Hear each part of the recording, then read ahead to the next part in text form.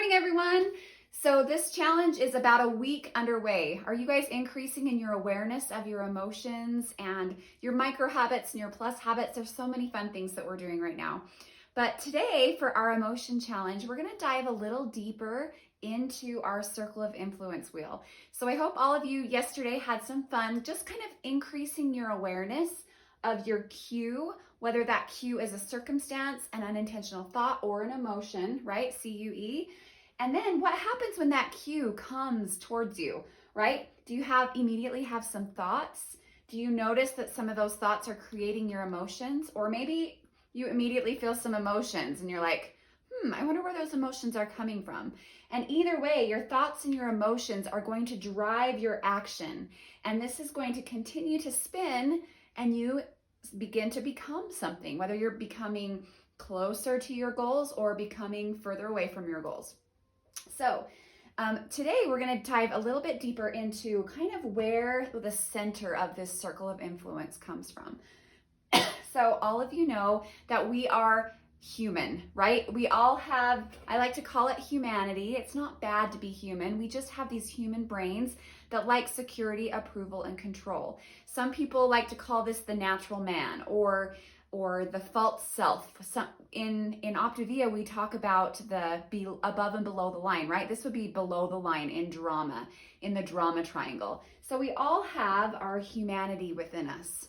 So when our cues come, many times we default to our human brain.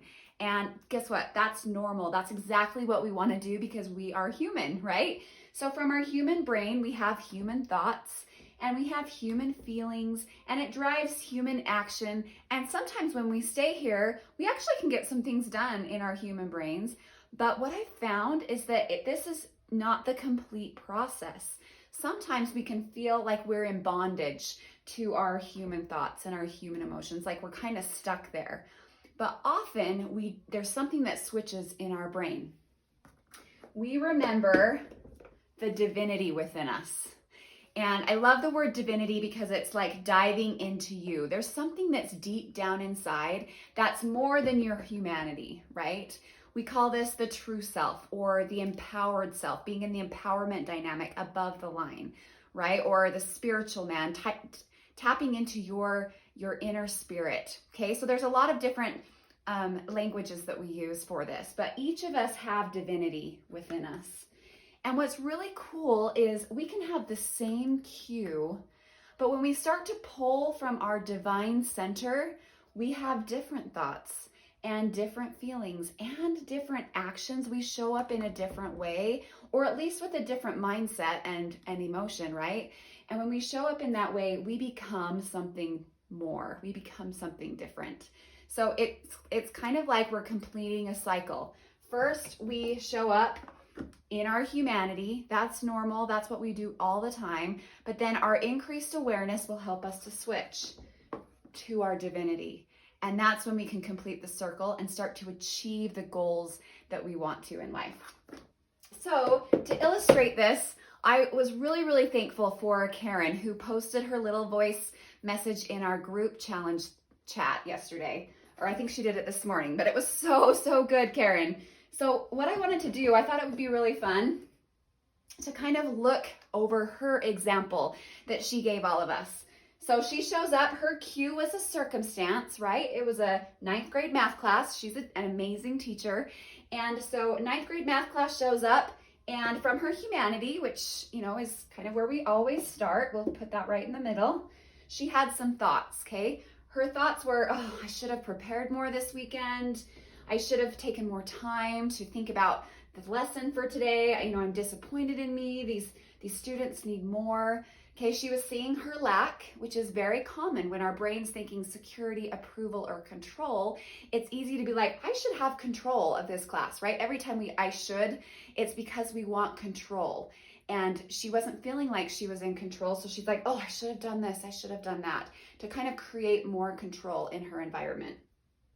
So when she had these thoughts, she called the emotion of being frazzled, right? She was frazzled. She also felt some guilt, okay? Those were some emotions that were generated from these thoughts. And how did she show up? She didn't go into this in real detail, but she said, she didn't have the best day.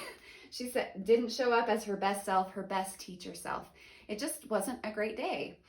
But what was really interesting about what Karen shared with us in her tiny little message yesterday is you could immediately hear that she switched from her humanity to her divinity this morning, because she changed some of her thoughts. Some of the changes were, she said, everyone has days like this, right? Everyone has days like I had yesterday. Okay, was that coming from humanity? No, it was coming from her divinity. She just realized, I'm going to have some grace for myself and realize that everybody has days like this and it's okay, right?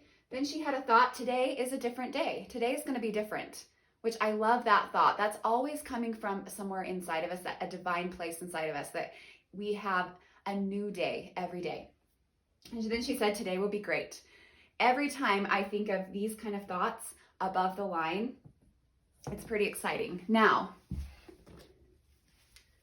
we could probably add to these thoughts that she has from her divinity. Maybe she'll have a thought like, I am an amazing teacher.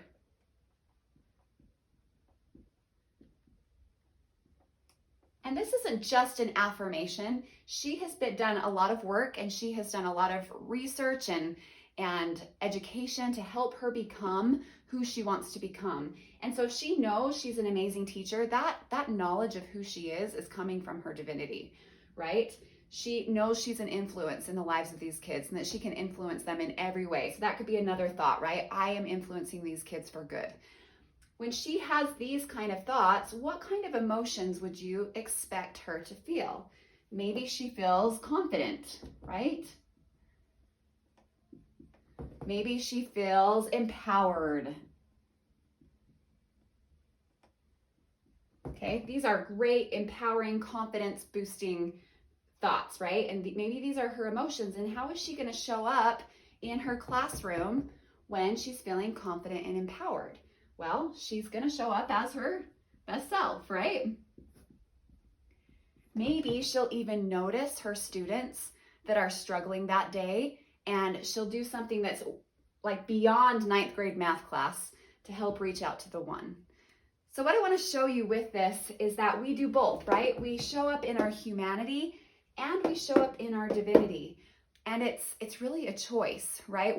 How often, how long we spend in humanity and how quickly we shift to divinity. And it actually doesn't matter how long, you just stay here as long as you want to, right? But if you're feeling like you're in bondage and that you're stuck, that's when we can do this work and we can be like, okay, if I want to feel a better emotion to help me show up differently in my life, maybe I could start, same cue, ninth grade math class is not going to change, but maybe I could show up from my divinity and start to pull some thoughts, emotions, and actions from my true self, from my best self. So I hope that's kind of fun. It's just kind of fun to look at it from that perspective.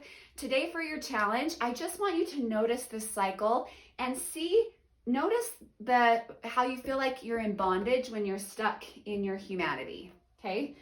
And then notice how quickly you want to change to your divinity, okay? And you don't want to speed this process up. I just want you to be aware of, be like, oh, okay, I can feel that I'm stuck.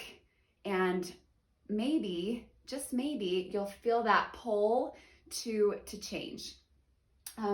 One of the things that helps us want to change is that dissonance that we feel. Sometimes our humanity and divinity feel like they're dissonant.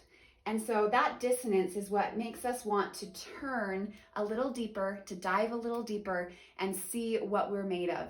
Sometimes it helps to do some daily affirmations. So maybe to add on to just your awareness of the circle in your life today, why don't you think of 3 affirmations that you know from your deep self who you are, that you can pull from when you want to shift into your divinity. Maybe that is like, I am a daughter of God, or I am an excellent teacher, or I love people.